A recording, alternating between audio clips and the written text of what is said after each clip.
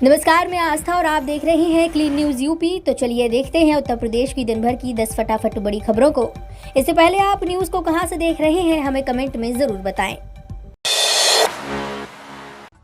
मुख्यमंत्री योगी आदित्यनाथ ने दी एटा वासियों को 419 करोड़ 74 लाख की सौगात। विभागों के द्वारा लगाए गए स्टॉलों का निरीक्षण सीएम ने किया। इसके बाद परिसर में 255 परियोजनाओं का लोकार्पण उन्होंने किया। ये परियोजनाएं 419 करोड़ 74 लाख रुपए की लागत से तैयार की गई हैं। थोड़ी ही देर में सीएम योगी आदित्यनाथ प्रमाण पत्र वितरित करेंगे। ग्रामीण अभियंत्रण सेवा विभाग द्वारा बनवाई गई 12 सड़कों, 1 गौ संरक्षण केंद्र, 40 health and wellness centre, 15 anganwadi केंद्र, 22 पंचायत भवन, 12 लोक निर्माण विभाग की सड़कों, मनरेगा द्वारा बनाए गए 10 अमृत सरोवर, 32 स्कूलों की बाउंड्री वॉल, जल निगम ग्रामीण की 1 परियोजना, शहर की सीवर योजना के प्रथम चरण, युवा कल्याण एवं प्रादेशिक विकास दल के खेलो इंडिया योजना के अंतर्गत बनाए गए एक बहुउद्देशीय हॉल, खेल विभाग द्वारा बनाए गए अलीगंज में स्पोर्ट स्टेडियम, कारागार विभाग द्वारा जेल में बाउंड्री वॉल का निर्माण आदि परियोजनाओं का लोकार्पण सीएम ने किया।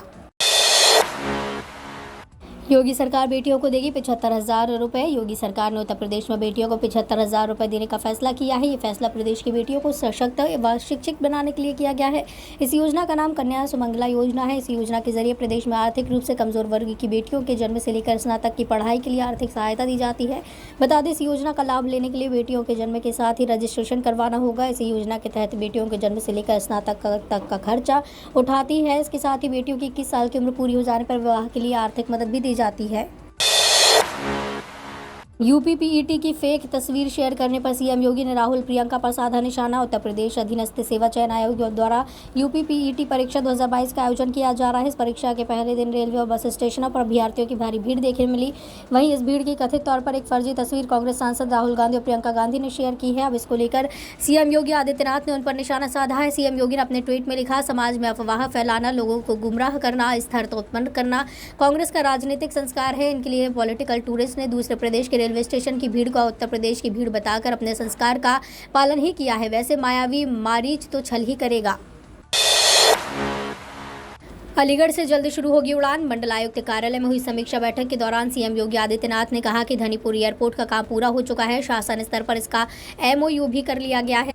जल्द ही अलीगढ़ से उड़ान शुरू हो जाएगी। अलीगढ़ से एयर कनेक्टिविटी की शुरुआत होगी। उन्होंने कहा कि कोई शहर तब तक स्मार्ट नहीं होता जब तक सड़कें, गलियां, नालियां, नले स्वच्छ ना हो, ड्रेनेज सिस्टम सही ना हो। आईसीसीसी निर्माण कार्य के बारे में उन्होंने कहा कि यदि पुलिस प्रशासन के साथ बैठक कर मिलकर कार्य किया गया होता तो ये कार्य काफ़ी कम खर्चे में पूरा किया जा सकता था। भूमाफिया, शराब माफिया, गो तस्करों से जब्त की गई चल अचल संपत्तियों का जनहित में प्रयोग होना चाहिए। बाहुबली नेता अतीक अहमद के खिलाफ एक्शन में योगी सरकार। बाहुबली नेता और पूर्व सांसद अतीक अहमद के खिलाफ यूपी की योगी सरकार एक्शन में है। लखनऊ में अतीक अहमद का 4 करोड़ रुपए का अवैध प्लॉट सीज किया गया। इस बात की जानकारी लखनऊ के एसडीएम सदर ने दी है। अधिकारी ने बताया कि ये पूर्व सांसद अतीक अहमद की अवैध संपत्ति है। ये 300 स्क्वायर फीट में बना है। इसकी कीमत 4 करोड़ रुपए है। हमने इस प्लॉट को सीज कर दिया है। इसके अलावा जल्द ही उनकी 30 करोड़ की संपत्ति सीज की जाएगी। इसके पहले अगस्त में अतीक अहमद के खिलाफ बड़ी कार्रवाई हुई थी। उत्तर प्रदेश के प्रयागराज में जिला मजिस्ट्रेट के आदेश पर बाहुबली नेता और पूर्व सांसद अतीक अहमद की 76 करोड़ रुपए की अचल संपत्ति कुर्क की गई थी। गुजरात और हिमाचल में चुनावी बिसात बिछाएंगे योगी। हिमाचल प्रदेश के और गुजरात में होने वाले विधानसभा चुनाव में मुख्यमंत्री योगी आदित्यनाथ, उप मुख्यमंत्री केशव प्रसाद मौर्य और डिप्टी सीएम ब्रजेश पाठक भाजपा की चुनावी बिसात बिछाएंगे। गुजरात और हिमाचल चुनाव में पीएम नरेंद्र मोदी, गृह मंत्री अमित शाह के बाद सबसे अधिक मांग योगी आदित्यनाथ की चुनावी रैली, रोड शो और सभाओं की है। हिमाचल प्रदेश में विधानसभा चुनाव के लिए 12 नवंबर को मतदान होगा। वहीं गुजरात विधानसभा चुनाव की तारीखों का ऐलान भी दीपावली के बाद हो सकता है। भाजपा ने पहले दौर में यूपी से करीब 200 पदाधिकारियों व कार्यकर्ता योगी सरकार के 3 मंत्री और 2 राज्यसभा सांसदों को गुजरात में तैनात किया है।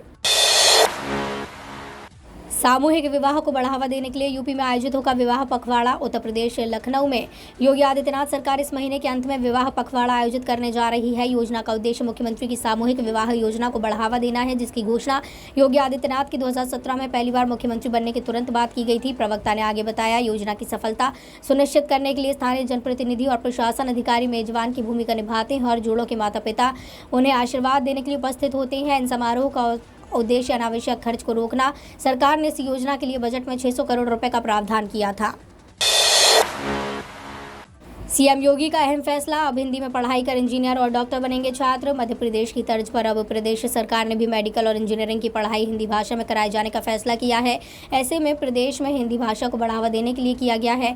बता दें कि प्रदेश सरकार हमेशा से ही भारतीय भाषाओं को बढ़ावा देने की दिशा में कई महत्वपूर्ण कदम उठाती रही है। इस कड़ी में योगी सरकार ने फैसला लिया है कि प्रदेश के सभी मेडिकल और इंजीनियरिंग संस्थाओं में अंग्रेजी के अलावा हिंदी भाषा में पढ़ाई करने का विकल्प रखा जाएगा। इसके लिए पुस्तकों के अनुवाद का काम पूरा किया गया है। जल्दी ये व्यवस्था प्रदेश में लागू कर दी जाएगी। गौरतलब है कि हिंदी भाषा में मेडिकल और इंजीनियरिंग की पढ़ाई कराने वाला पहला राज्य मध्य प्रदेश बना है, क्योंकि केंद्र सरकार ने नई राष्ट्रीय शिक्षा नीति के तहत भारतीय भाषाओं में मेडिकल और इंजीनियरिंग की पढ़ाई का फैसला किया है।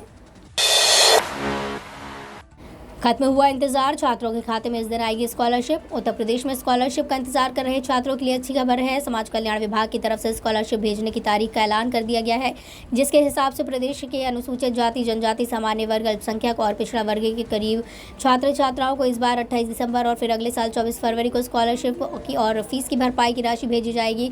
ये राशि छात्र छात्राओं के खाते में सीधी भेजी जाएगी। बता दें कि अभी तक छात्रों को 2 अक्टूबर और 26 जनवरी को स्कॉलरशिप दी जाती थी, लेकिन इस बार भेजे जाने की समय सारिणी में बदलाव किया गया है। ये बात की जानकारी समाज कल्याण विभाग की ओर से दी गई है।